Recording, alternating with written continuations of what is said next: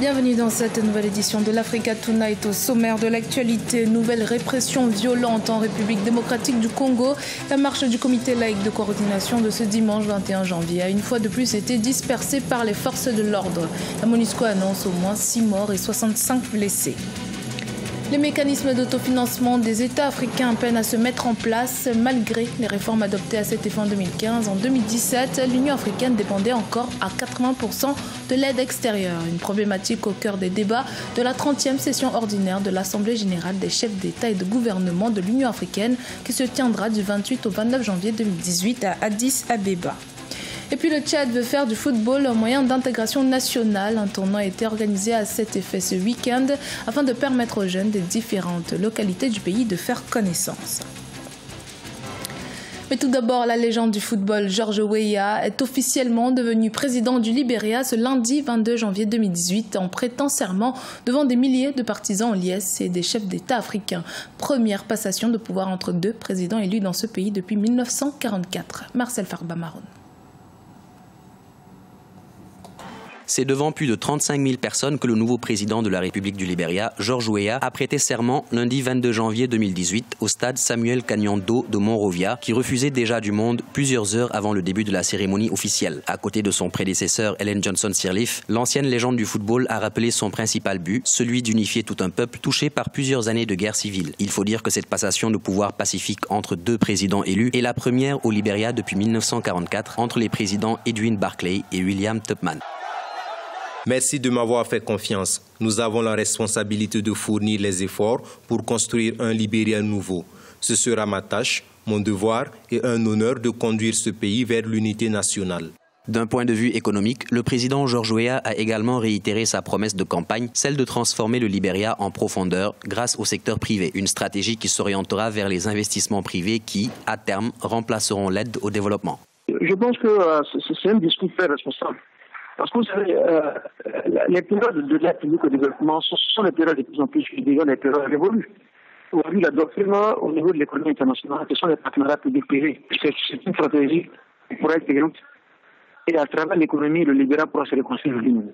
S'il y a des emplois, s'il y a la stabilité sociale, il est évident que la réconciliation deviendra elle-même. Mais la carte économique pourra notamment permettre à la carte politique de se jouer en plein temps au Libéria. Voilà ce que je pense par rapport à cette approche. George Weah avait largement remporté l'élection présidentielle du 26 décembre 2017 qu'il briguait face au vice-président sortant du Libéria, Joseph Boakai, après avoir obtenu 61,5% des suffrages exprimés.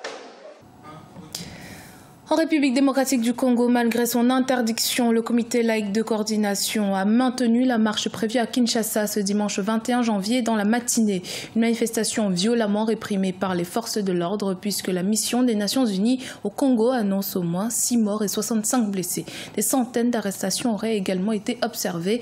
Écoutons à ce propos la réaction de l'abbé Marcel Etoamina du diocèse d'Inongo.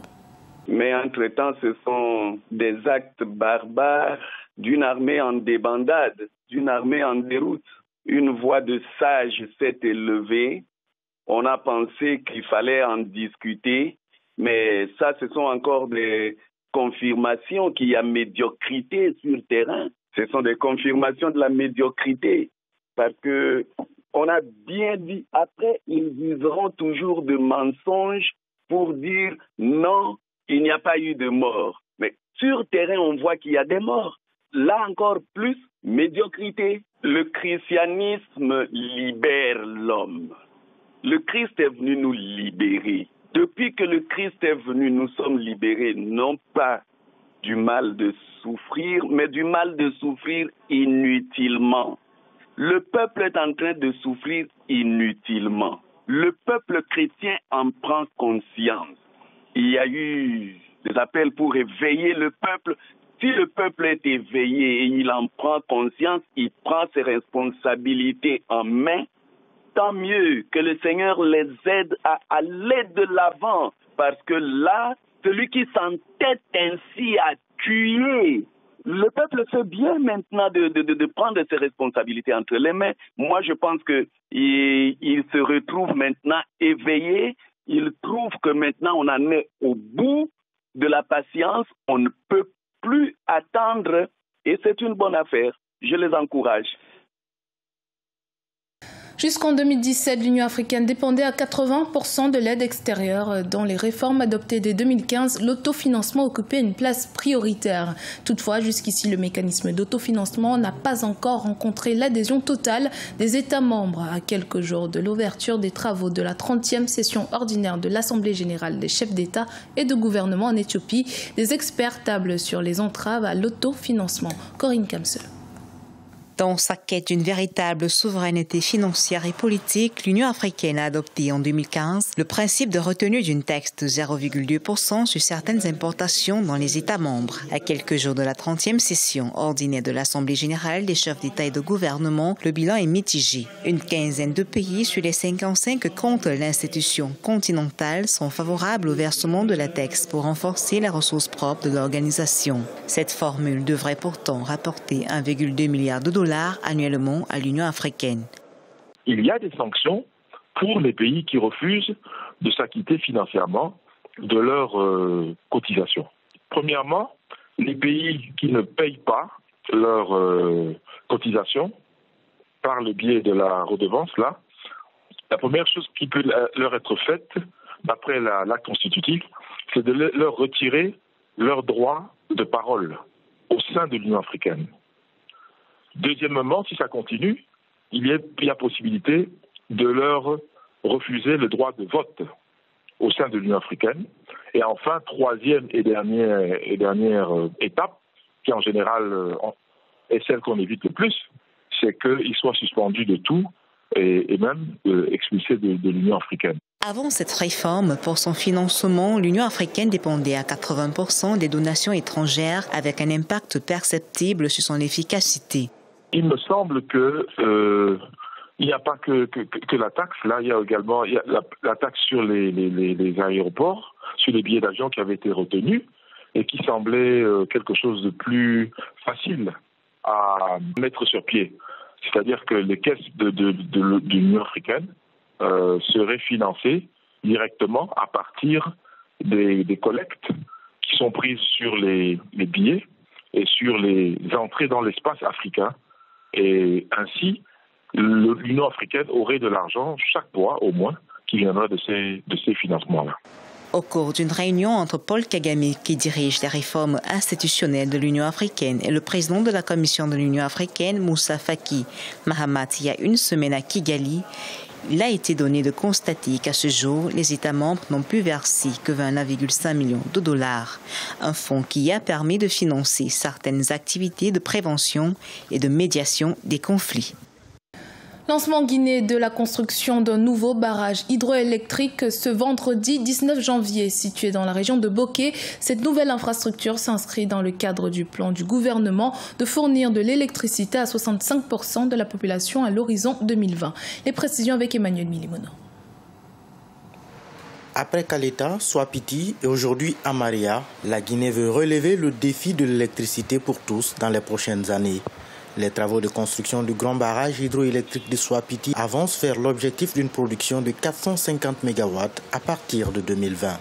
La Guinée a une capacité de 6 000 MW de barrage hydraulique qui peut nous permettre non seulement de couvrir tous nos besoins, mais de servir nos pays voisins en énergie, qui est le problème le plus important. Donc je suis très content qu'on ait pu faire Kaleta et qu'aujourd'hui on ait pu voir comment Swapiti avance. Avec un coût estimé à 1,3 milliard de dollars, le barrage hydroélectrique de Swapiti devrait permettre de résorber une partie du déficit énergétique du pays et surtout garantir le fonctionnement à plein temps de celui de Kaleta, lancé en septembre 2015. 6 milliards de mètres cubes d'eau vont être dans la zone là, par là. 6 milliards de mètres cubes d'eau. Ces 6 milliards de mètres cubes d'eau vont permettre de produire 450 MW et garantir le fonctionnement de Kaleta. C'est ça l'élément important. D'une durée de réalisation de 58 mois, le barrage de Swapiti serait aujourd'hui à plus de 50% de taux de réalisation selon les experts. Il vient renforcer Kaleta et sera suivi de Amaria, dont les travaux de construction ont été lancés ce vendredi 19 janvier 2018. Objectif, porter le taux d'accès à l'électricité à 65% à l'horizon 2020.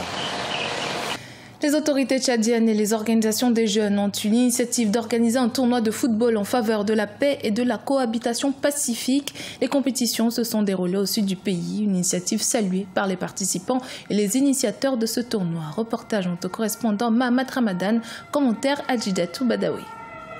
Au Tchad, les autorités nationales, en partenariat avec l'Organisation des jeunes, ont organisé du 20 au 22 janvier 2018 un tournoi de football en faveur de la paix.